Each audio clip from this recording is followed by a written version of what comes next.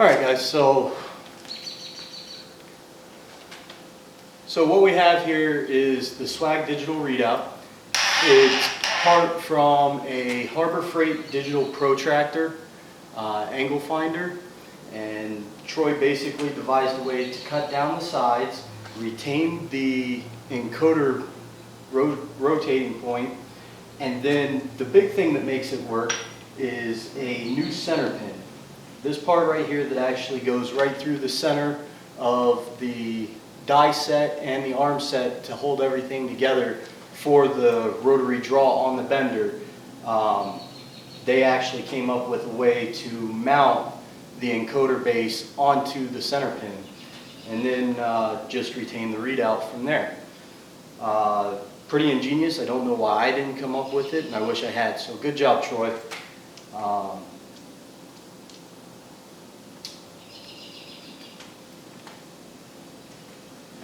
So we talked about the actual display unit.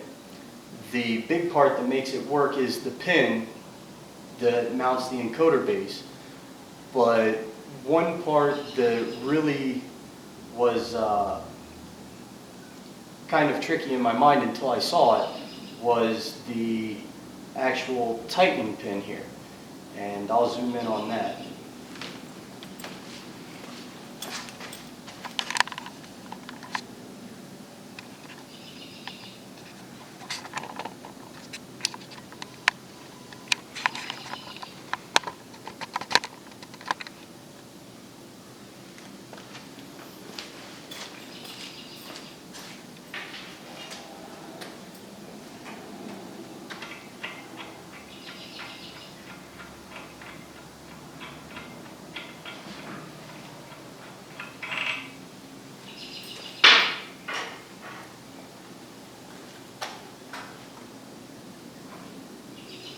So the readout sits on this pin that holds everything together. There's a bracket right back here that holds the top of the encoder at 0. Then this twist knob, you untwist it, you loosen it. You twist it and tighten it, and that tightens the die around the center pin. So now whenever the tubing rotates, it rotates the center pin also, rotating this encoder base. This part stays anchored by the bracket right back here that's anchored to the top stable arm of the bender. And this knob right here tightens and loosens your encoder. The tighter it is, the closer readout that you're going to get is what I found. And that's pretty much it. So let's give you guys a good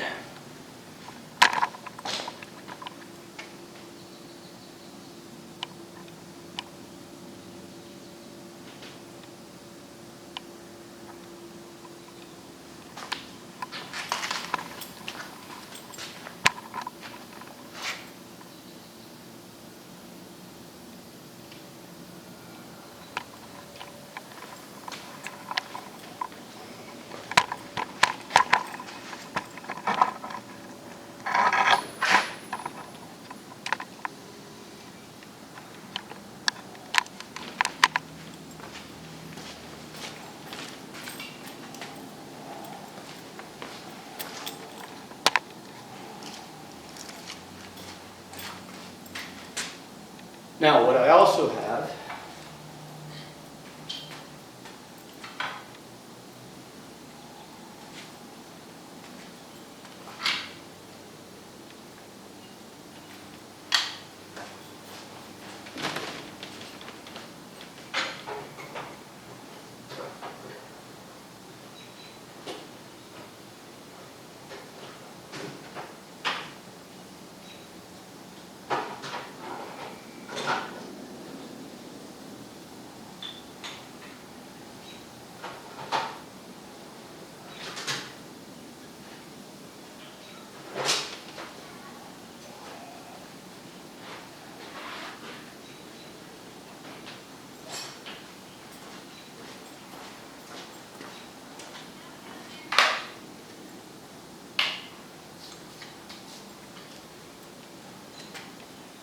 Now, what I also have here is the Captain Fabin from offroadforums.com or offroading.com. And this is a plane of bend bracket that he makes. It's very nice. It's lightweight. It's all steel. Has the lightning holes in it, powder coated red. Has a nice knurled knob and screw. Put a little bit of an angle on there so it pinches in good. You can also crush a penny and squeeze onto it. And then it has a locking knob here to lock the knurled handle in place. On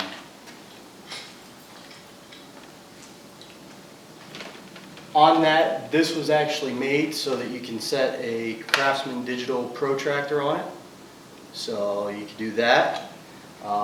And then I also have another cube protractor that I use from, I got mine from Grizzly.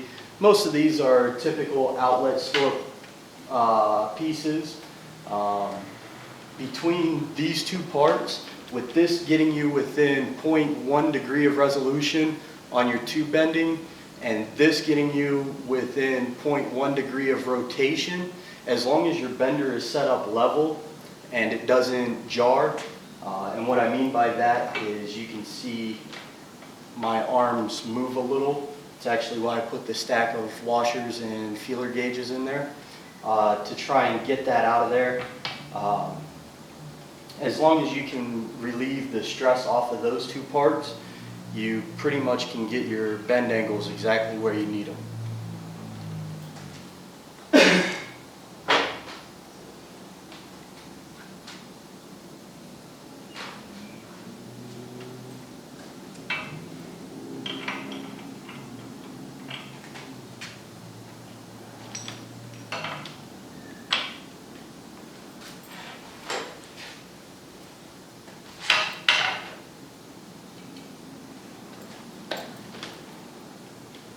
Alright guys, so to actually use this product, I'm going to go ahead and assemble my bender.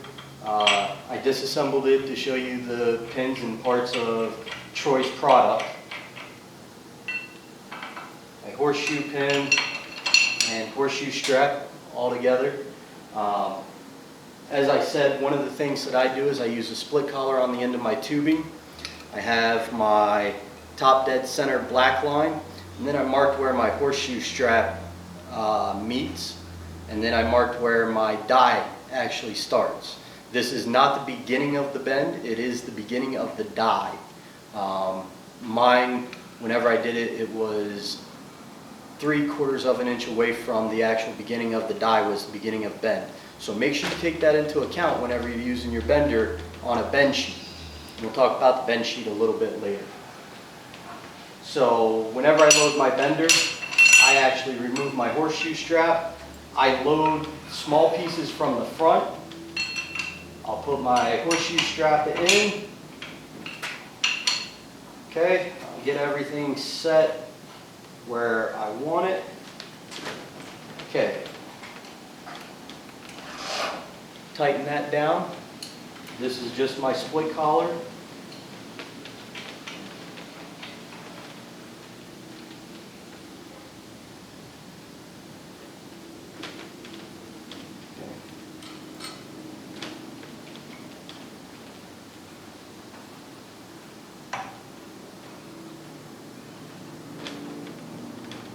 That's tightened down nice and snug.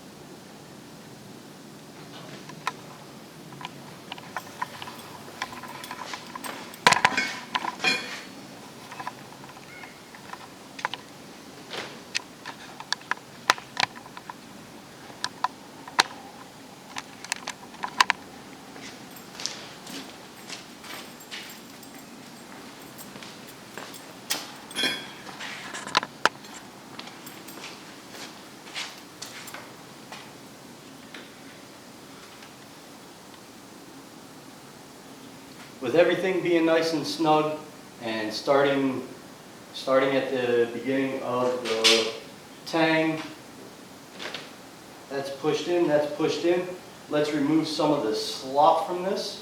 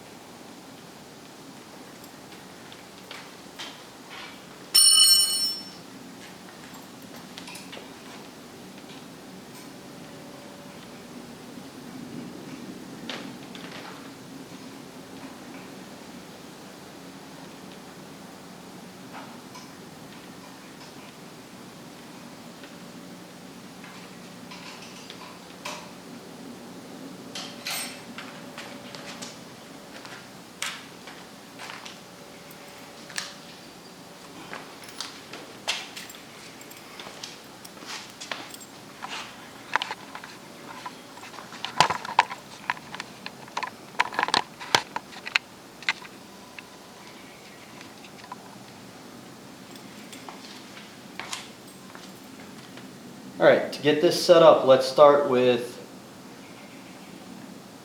getting the line. You can see I marked my center line. I actually stacked up parallels based off of the die itself and made a center line on the tang, and then that'll correspond with the center line on my actual tubing.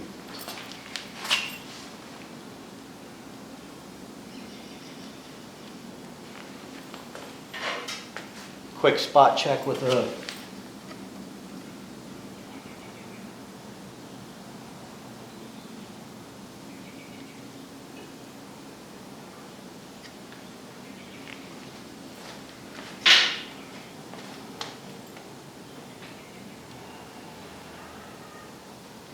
tighten that nut down, or the bolt down. Give a quick check again.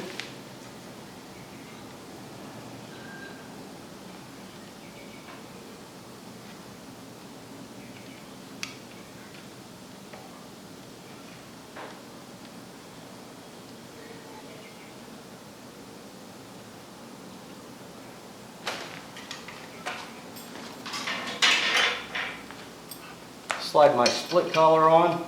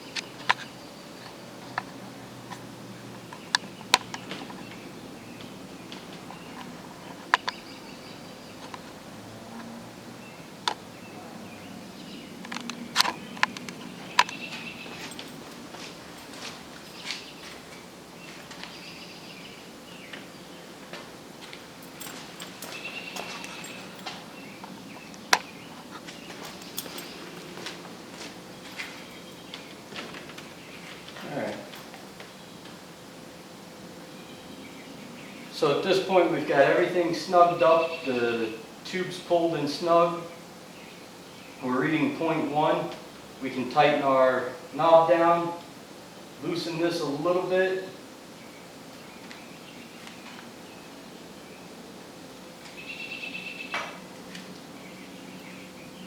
Okay, we're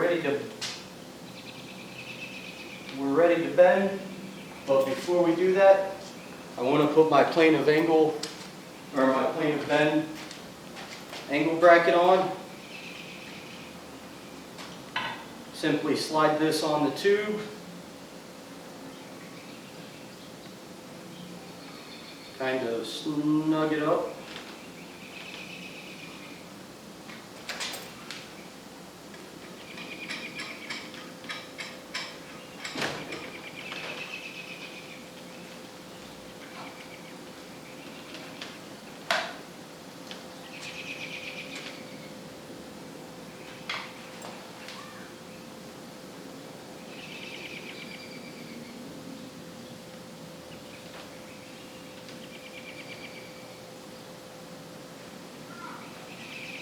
I got it reading 0 with this indicator.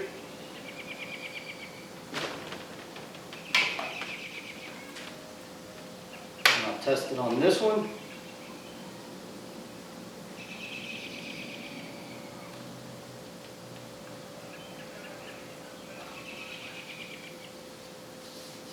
Make sure the area is cleaned off here.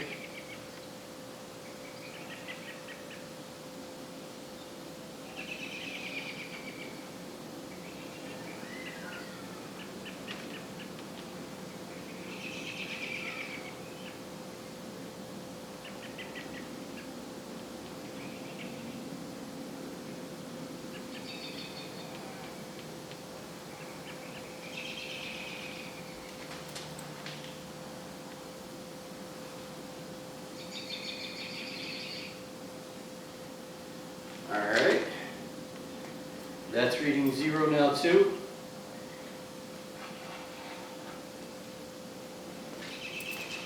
Pull those two off.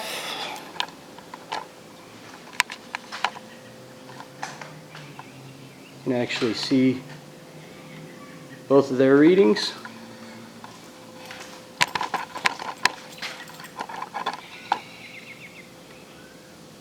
So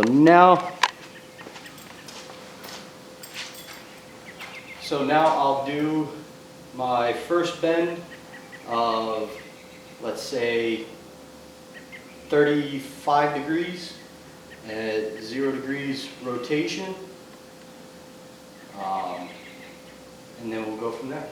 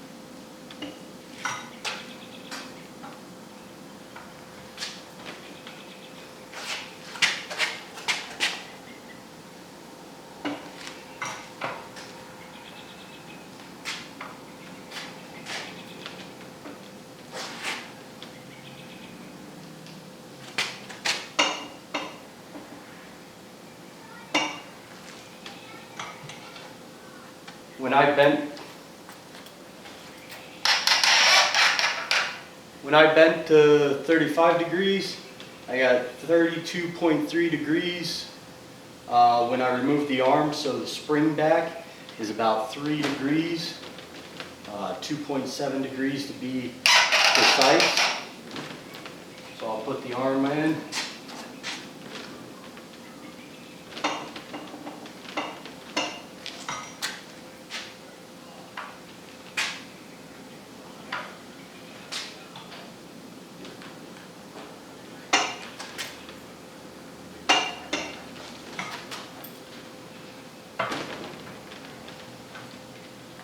Okay. 35.5 on that.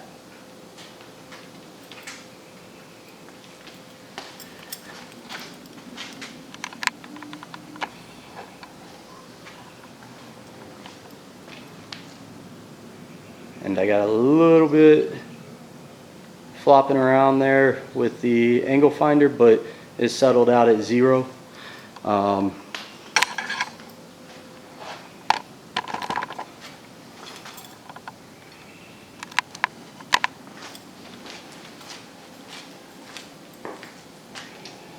So now all I need to do is feed in more to my next bend mark, and using my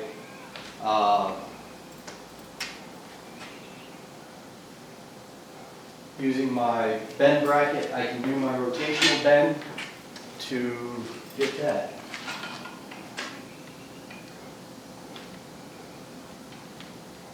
So we'll loosen that.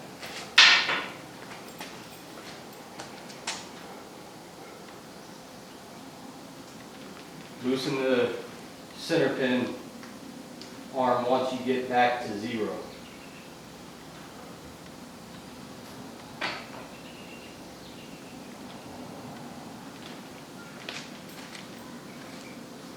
Then I'll loosen my clamp.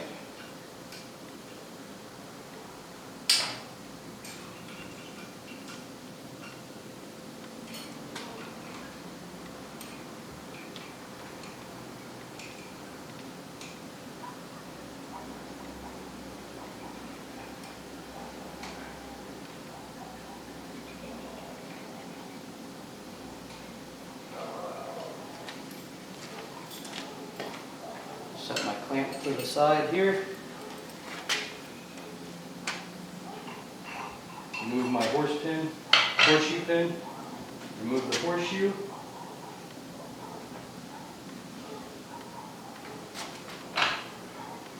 Feed my tubing in.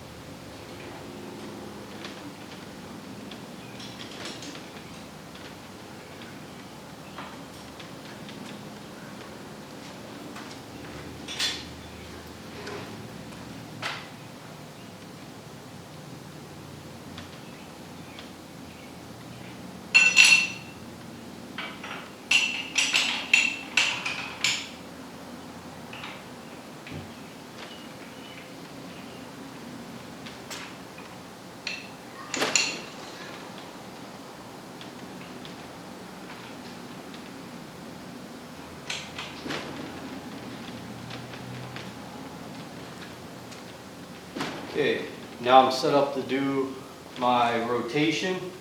So in my case, I want this bend to curve that way. So this part being up, it curves that way. I need to go, let's say it was a 42-degree bend. I can now rotate this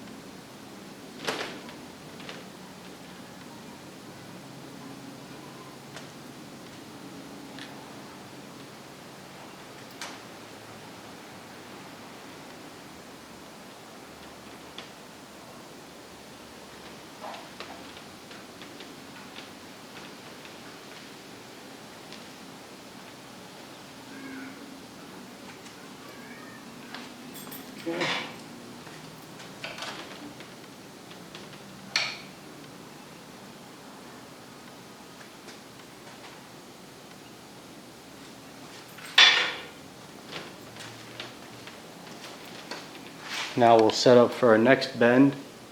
In the process, zeroed out, and then 0.1 degree off.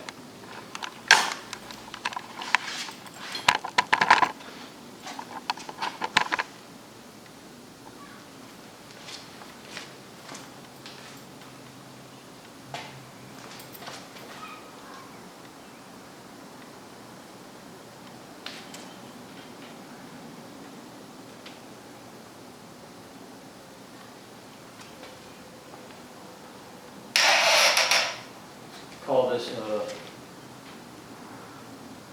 40-degree bend.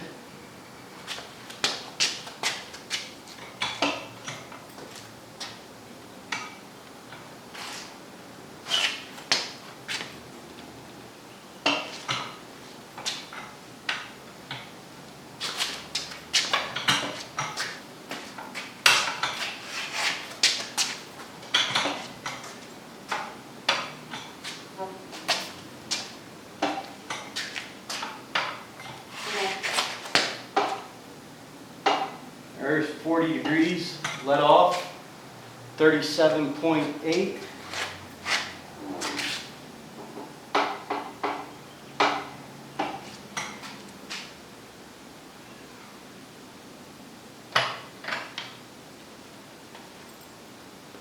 And it comes up with 40.2 degrees in the rotation.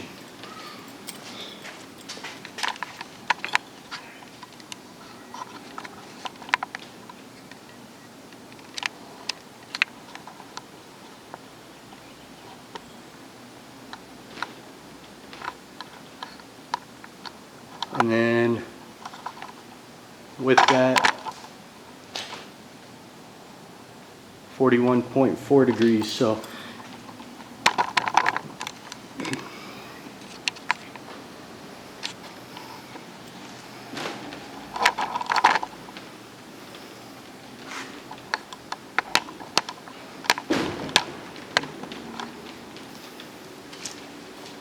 once again, some of the slop in this comes from my bender arms. The actual armholes are a little oblong. I've bent probably easily over a mile of tubing through this, easily. I use this bender